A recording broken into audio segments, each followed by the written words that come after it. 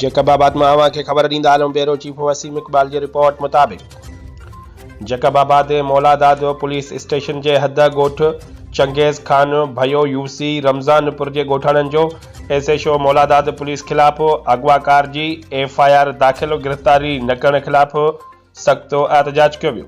लियाकत अली वलद रहीम बख्श वीसर ऐं गोठाणन SHO मौलादाद रज़ा मोहम्मद मज़ारी खिलाफ इरफान अली वलद मंठार अली वीसर ऐं चार नामालूम कार वारन वडी रिश्वत वठण जो इल्ज़ाम हयो ऐं चयूं त ॾोहारनि खिलाफ SHO FIR दाखिल करे थो ऐं नई का गिरफ्तारी करण लाइ तैयार आहे। लियाकत अली वीसर चयो त हुननि मूंखे राति 8:30 वॻे अञा ॼातल माण्हुनि पुलिस ड्रेस पातल मूंखे मुंहिंजे ॻोठ चंगेज़ खान भयो मां कार में खणी हथ ॿधी अगवा करे विया। रस्ते में जॾहिं उन्हनि माण्हुनि जे हुजूम खे ॾिसी करे मूंखे रस्ते में ई कार मां धिको ॾेई लाहे छॾियो। वधीक तफ़सील हिन वीडियो में।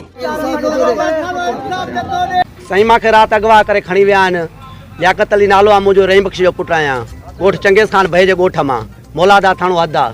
राति जो 7:30 बजे पुलिस जा कपिड़ा पाए करे इरफान वीसर मंठार जो पुटु परी भिक वेठो आहे बेगारी जे। राति मूंखे हितो गाॾी में दस ज़ोरी खणी विया आहिनि। वात बूथ बंदि करे हथ ॿधी करे कुटींदा मूंखे हितो छिकियूं विया आहिनि। मुंहिंजियूं अखियूं बंदि, अॻियों को वकिरे खां परियों को मुची ॾिठी अथऊं अलाए छा, उते मूंखां हथ कढिया अथऊं। उते मां परेशान रोअण में ओचिते रड़ियूं कयूं, बूथ खोलाए माण्हू निकिता आहिनि के घरनि वारा। उन्हनि खे मां अर्ज़ु कयमि बाबा मुंहिंजे घर वारनि खे पोइ असां बडरुके से आया। उते इरफान वीसर असांजे याकत खे अगवा करे खणी वियो। पोइ बडरुक असां हिते आयासीं थाणे ते 12 खां वठी 2 वॻे ताईं बीठासीं। असांखे SHO चयो सुबुह जो 9 वॻे इजो तव्हांजी FIR कटी वेंदी।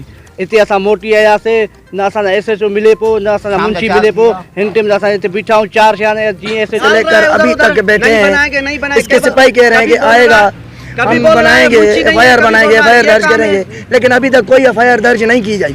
इसका मतलब ये हो रहा है इन लोगों ने उनसे रिश्वत ली है। रिश्वत ली है उन लोगों ने अभी तक, इसीलिए हमारे बिठाया है हम लोगों को। क्या है SSB साहब से हमारा मुकाबला है